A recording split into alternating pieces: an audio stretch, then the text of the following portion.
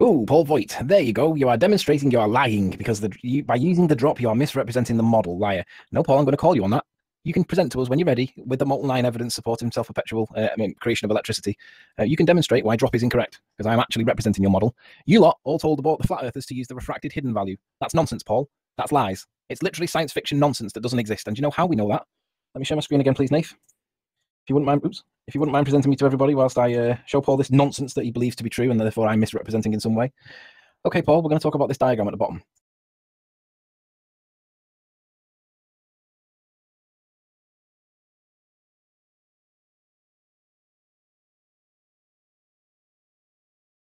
And as you can see, Paul, and for the benefit of everybody else in the chat, Paul says that I'm misrepresenting their argument, okay, their model.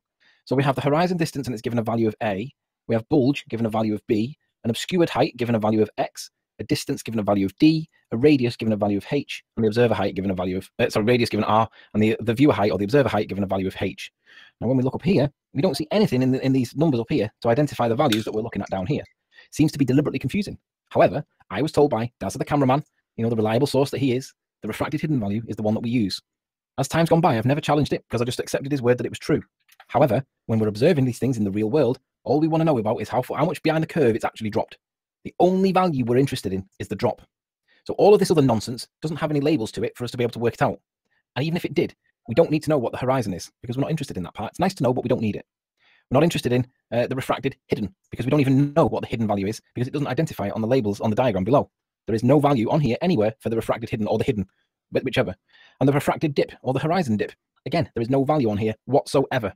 All this is literally nonsense, Paul. And this is your accepted, believed, and trusted model, and it doesn't even identify it on the label underneath. Why is that? So am I misrepresenting your model, or am I showing that your model is literally nonsense?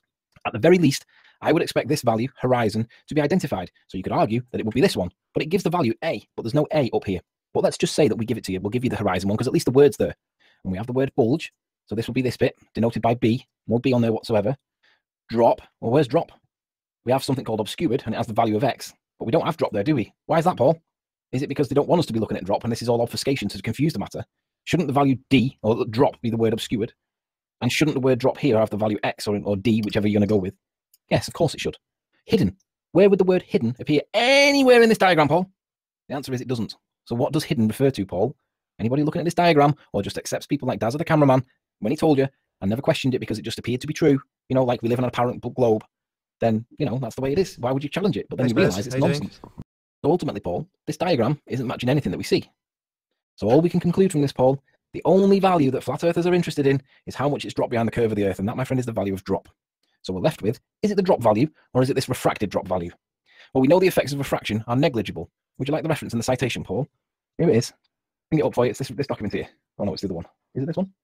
Yeah, it's this one, yeah. This is an MIT paper, Paul, and it says clearly, under standard circumstances, the effects of refraction are negligible. And should we get the word negligible? Because Paul struggles with words. He doesn't understand big words.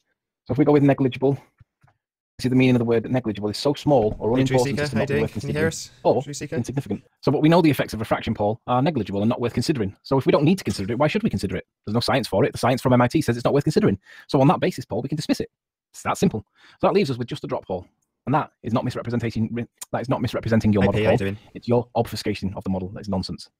That is why we apply 2.37 miles for the curvature, because that's what it is. Thanks, Nathan.